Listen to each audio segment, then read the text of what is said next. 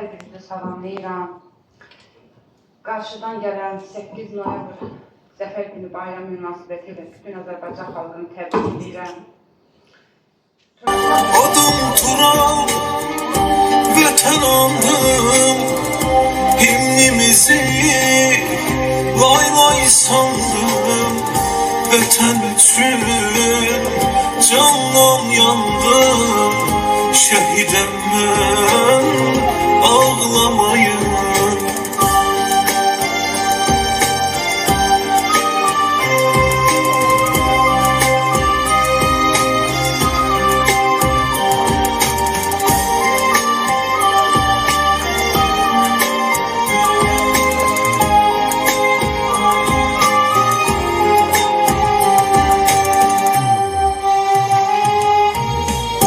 Bayraq mənim, bir ant yerim, vətənim üçün mən can verim.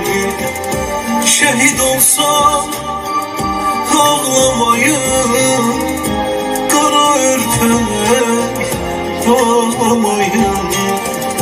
Şəhid olsam ağlamayın, anam qara ağlamayın. Adım Tural, vətən anım, himnimizi lay lay sandım.